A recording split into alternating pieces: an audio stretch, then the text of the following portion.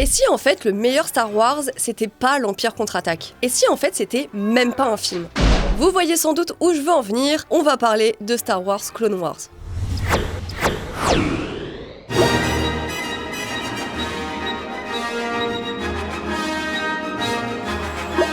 Salut tout le monde, c'est Déborah.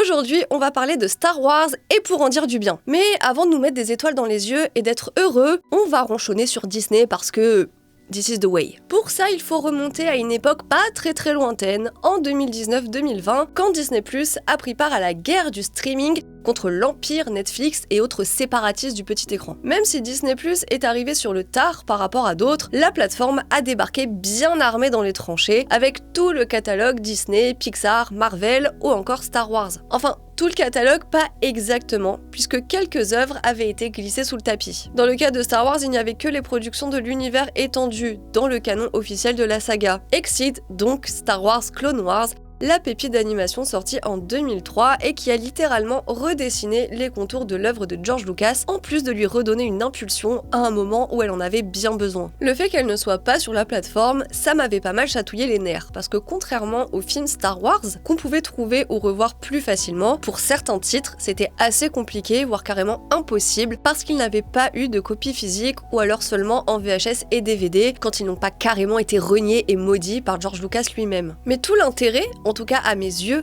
d'une plateforme comme Disney+, c'était justement de pouvoir y dénicher des films et séries oubliés ou difficilement accessibles. Personnellement, j'ai payé un abonnement pour revoir par exemple La Danse Macabre des Silly Symphonies, ou voir Le Crapaud et le Maître d'école, qui était le seul classique Disney que je n'avais encore jamais vu, et pas forcément pour me retaper Mulan ou Tarzan pour la 1000e fois. Ce que j'ai aussi fait depuis, mais là n'est pas le sujet. Cet affront a toutefois été lavé à partir de 2021 avec la collection Star Wars Vintage, même si coller une étiquette vintage sur une série sortie plusieurs années après ma naissance, je m'y fais moyennement. Ces œuvres Star Wars à part, c'était globalement celles sorties pendant ou peu de temps après la première trilogie. Et c'est pas tellement une mine d'or. Il y a par exemple l'histoire d'un fidèle Wookiee, un segment du téléfilm de 1978, au temps de la guerre des étoiles, le fameux qui a été enterré par George Lucas en personne. Mais aussi les séries animées Ewok et Droid, sorties en 1985. Et bon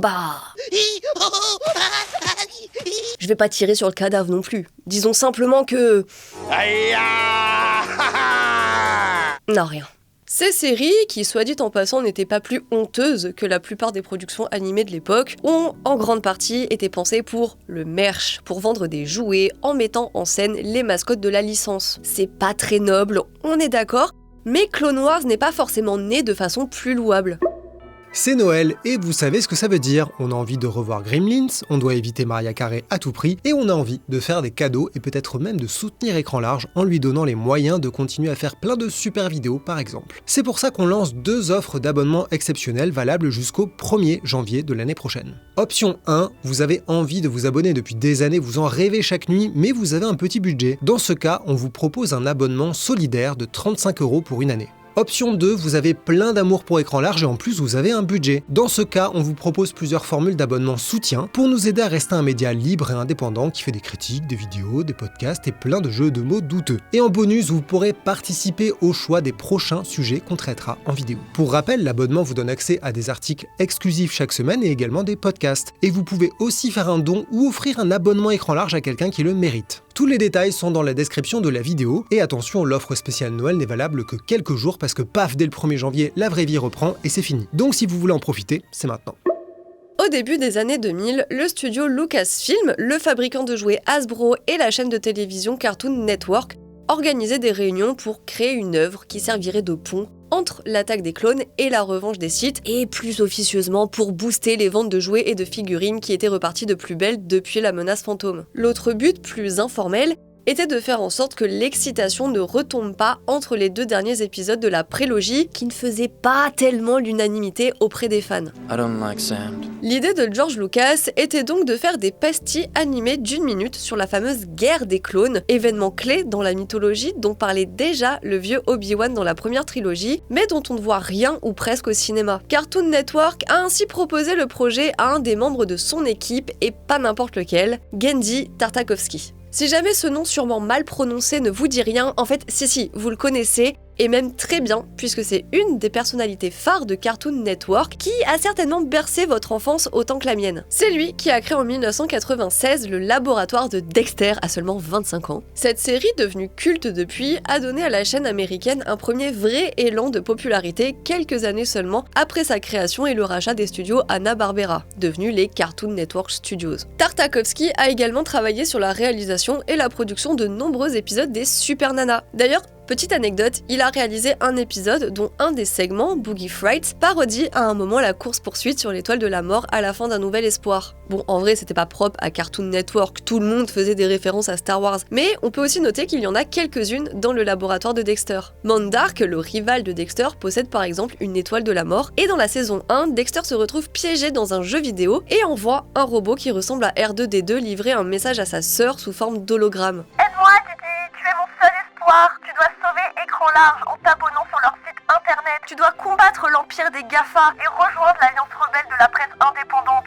Sauve la liberté et l'esprit critique en ayant accès à nos dossiers exclusifs. Que la force soit avec toi. Même si Tartakovsky avait déjà acquis une certaine notoriété, c'est avec la géniale série Samurai Jack et ses 8 Emmy Awards cumulés qu'il est entré dans la cour des grands en exploitant le médium comme peu l'avaient fait avant. Si vous connaissez cette série, il ne vous aura pas échappé qu'elle a quelques sensibilités communes avec Star Wars, ne serait-ce que l'influence majeure des arts martiaux, ici avec un samouraï nommé Jack. Ce dernier est transporté dans un futur lointain par un démon qui a corrompu le monde, où cohabitent désormais les humains, les cyborgs et les extraterrestres. Mais je vais pas trop détailler l'intrigue pour celles et ceux qui ne l'auraient pas vu et voudraient corriger cette erreur. Je me contenterai juste de dire que c'est une pépite visuelle et narrative qui est aussi une magnifique vitrine de l'œuvre si singulière de Tartakovsky, notamment sa charte graphique avec les contours épais, les traits épurés et anguleux et globalement les silhouettes géométriques aux proportions déformées, presque caricaturales. Peut-être que certains ont du mal justement avec les caractères design de Paul Rudish, un des collaborateurs de Tartakovsky qui a donc dessiné les personnages de Clone Wars. Personne n'est parfait, donc on a le droit de trouver ça moche ou trop cartoonesque pour retranscrire la gravité et l'ampleur mythologique de la saga. Mais il faut quand même saluer le travail qui n'avait rien d'une évidence. Contrairement aux personnages du laboratoire de Dexter et de Samurai Jack, là le défi était d'adapter une charte graphique très stylisée à une imagerie plus rigide à laquelle les gens sont habitués et surtout attachés. Il fallait donc créer des versions animées des acteurs et trouver l'équilibre de la force, c'est-à-dire ne pas renier l'ADN Cartoon Network en 2 dimensions sans non plus tomber dans la pure caricature. Alors autant c'est très réussi pour Ewan McGregor et Hayden Christensen, autant c'est un peu loupé pour Liam Neeson et son énorme pif. Samurai Jack était aussi la preuve que Tartakovsky était passé maître dans l'art du découpage des mouvements, du rythme et du tempo presque musical des combats, ce qui a aussi joué un rôle essentiel dans la réussite de Clone Wars, ce qui a certainement tapé dans l'œil de George Lucas. Le petit pépin, c'est qu'au moment où Cartoon Network a proposé le projet à Tartakovsky, il était très emballé à l'idée de faire du Star Wars, mais pas en vignette d'1 minute, qui ressemblerait plus à des spots publicitaires qu'à des épisodes de série. Donc foutu pour foutu, il a demandé qu'on allonge la durée, qui est donc passée à 3 minutes en moyenne, ce qui reste quand même assez étriqué par rapport au format de plus de 20 minutes de Samurai Jack. Pour voir si un tel exercice était intéressant et surtout possible, il a justement pris des épisodes de Samurai Jack qu'il a remonté et réduit à 3 minutes, et contre toute attente, ça fonctionnait plutôt bien. Surtout si chaque épisode se reposait sur le précédent pour créer une narration continue, ce qui n'était vraiment pas la norme à l'époque en Occident. Ce format très exigeant a donc permis de dégraisser, d'épurer au maximum les intrigues et les dialogues, d'ailleurs peu nombreux. Clone Wars, tout comme Samurai Jack avant elle, compte essentiellement sur son expressivité visuelle très marquée. Ça en fait une série où chaque élément est à sa place et raconte quelque chose qui servira par la suite. Une série où tout est ingénieusement imbriqué, de sorte à avoir le moins d'éléments possibles à expliciter. L'avantage dans le cas présent, c'est d'avoir pu compter sur la connaissance du public de l'univers et de ses codes, mais aussi sur le fait qu'il connaissait le début et la fin de la grande histoire dont la série n'est finalement qu'une bribe, elle-même présentée comme une mosaïque narrative. Le créateur a en effet expliqué qu'il avait pour référence la mini-série produite par Steven Spielberg Band of Brothers, qui revient sur différents événements marquants de la Seconde Guerre mondiale à travers l'expérience de plusieurs soldats. Et là, c'est pareil, on suit plusieurs Jedi ou clones sur différentes planètes et différents champs de bataille, mais d'une même guerre qu'on vivait en plus pour la première fois. Et ce n'est pas le seul angle mort que la série a dégagé, puisqu'on assiste aussi à l'intronisation d'Anakin Skywalker dans l'ordre Jedi par Yoda, ce qui permet de mieux rendre compte du lent glissement de l'ancien Padawan vers le côté obscur et aussi d'étoffer sa relation avec Obi-Wan avant ce combat déchirant sur la planète Mustafar. You were my brother, Anakin. I loved you. On passe aussi un peu plus de temps avec certains Jedi qui se contentent de faire de la figuration au cinéma, comme Maître Lumi Nara et Barriss Offee qui, en plus, jouera un rôle très important dans les dernières saisons de The Clone Wars. Pour nous présenter cette fameuse guerre des clones, la série lâche les fat tears dès les premières secondes qui te hameçonnent comme du merlan. C'est très rapide et ça rend l'effet d'autant plus saisissant. On a d'abord une silhouette au loin dans un cadre désert avec le souffle du vent, puis premier zoom avant pour resserrer le cadre et tout de suite autre zoom avant pour révéler Yoda prêt à attaquer. Il allume son sabre laser, la musique se lance et là on change complètement de tableau. C'est une percée vers l'ennemi en pleine bataille sans les longs panneaux des films où on a le temps de se mouiller la nuque avant de plonger. Et parce qu'on est en plein conflit armé, on retrouve davantage d'éléments ou de petites touches militaires par-ci par-là, comme Anakin et Obi-Wan qui sautent d'un vaisseau comme des parachutistes sans parachute, ou la façon dont les clones communiquent avec les mains, sans oublier ce crash de vaisseau façon la chute du Faucon Noir. On sait pas une référence revendiquée, c'est juste moi, ça m'y fait penser. Enfin, comment ne pas aborder les combats d'une complexité, d'une intensité et d'une inventivité folle. Même plus de 20 ans après, ils n'ont pas pris une seule ride tant les mouvements sont fluides,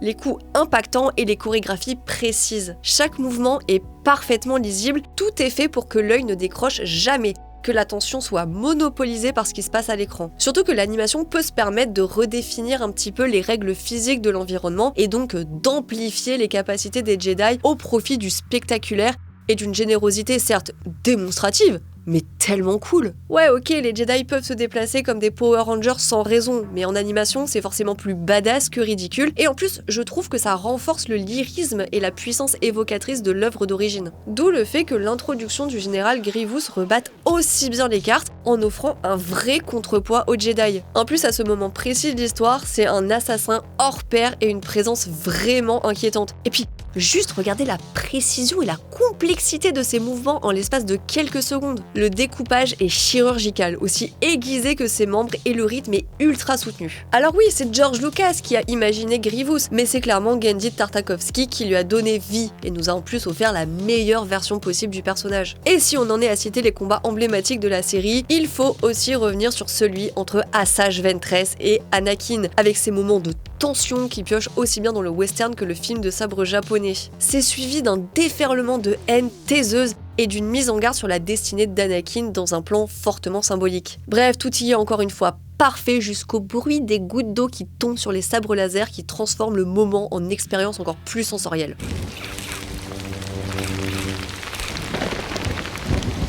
C'est nerveux, c'est brutal, mais avec précision, comme un combat d'art martial en fait, mais avec la suspension d'incrédulité en plus. D'ailleurs, si Clone Wars n'avait pas existé, le personnage d'Asajj Ventress ne serait probablement jamais ressorti des tiroirs de Lucasfilm. Sa création remonte à la pré-production de l'épisode 2, quand l'idée était encore d'avoir une Sith comme principal antagoniste, qui aurait été en fait au service du comte Dooku. Finalement, c'est le comte Dooku qui a été étoffé au moment de l'arrivée de Christopher Lee au casting, et le personnage d'Asajj Ventress a été laissé de côté. Comme pour le général Grievous, Clone Wars lui a donc donné une popularité, et c'est largement mérité tant le personnage est marquant, avec sa silhouette osseuse et voûtée, son crâne rasé et sa peau blanchâtre. Et puis sa première apparition dans l'arène de gladiateurs est juste géniale pour caractériser le personnage et prendre en même temps la mesure de sa puissance. Asajj Ventress a ensuite joué un rôle important dans la série The Clone Wars de Dave Filoni avant de réapparaître plus sporadiquement dans d'autres séries d'animation jusqu'à sa rédemption. Un autre combat inoubliable, c'est évidemment celui de Mace Windu, normalement joué par Samuel L. Jackson dans les films, où le personnage n'a jamais vraiment eu droit à son moment de gloire, contrairement à Clone Wars qui lui donne un des plus beaux morceaux de bravoure.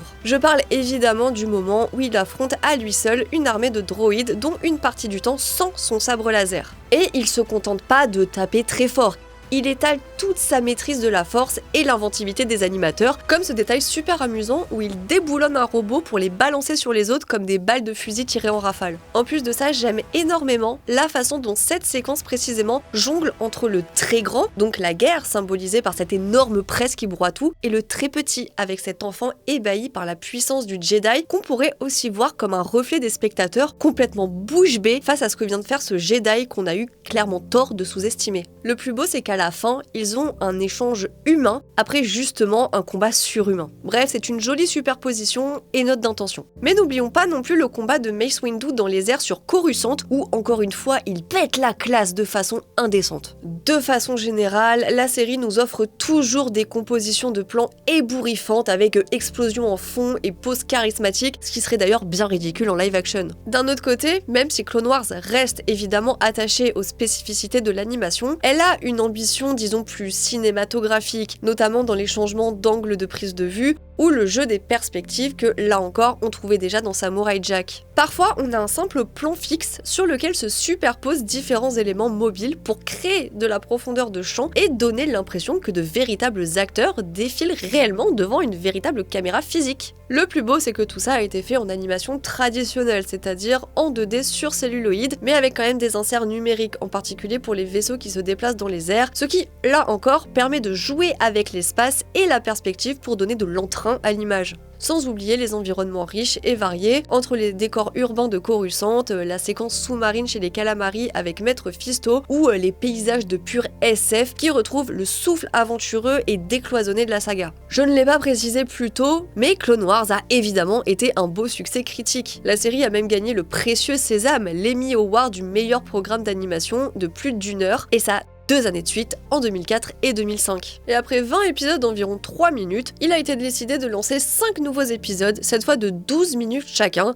qui restent de très bonne facture, mais qui sont de fait un peu plus bavards avec quelques touches d'humour supplémentaires. Bon, ce qui suffit pas à gâcher quoi que ce soit à mes yeux. Mon plus gros regret, si je devais vraiment en avoir un, c'est que la série n'a pas été doublée en français avec les voix de Emmanuel Garijo pour Anakin et Bruno Schoel en Obi-Wan Kenobi, vu qu'ils doublaient déjà les acteurs Hayden Christensen et Ewan McGregor dans les films et qu'ils ont ensuite repris leur rôle dans The Clone Wars. D'ailleurs, la série en 3D de Dave Filoni a plus ou moins remplacé celle de Genndy Tartakovsky, même s'il semble s'être quand même inspiré de quelques passages de la série de 2003. Au-delà de ses qualités plastiques et narratives, Clone Wars a aussi prouvé que George Lucas pouvait laisser d'autres bras porter son bébé, surtout vu les quelques horreurs qu'on avait déjà pu voir avant. Rarement un artiste n'avait eu une telle liberté sur une œuvre Star Wars et aucun auteur n'avait et n'a depuis planté sa griffe aussi profondément dans la franchise Star Wars. Même des années plus tard, avec Star Wars Visions, qui fait appel à différents studios d'animation pour réaliser des courts-métrages de quelques minutes, le résultat est forcément moins complet et plus anecdotique. Aujourd'hui, avec le recul, on peut même se demander si cette bonne expérience n'a pas finalement ouvert la voie à toutes les œuvres dérivées qu'on connaît aujourd'hui, notamment les séries en prise de vue réelle, qui n'auraient peut-être pas existé sans The Clone Wars,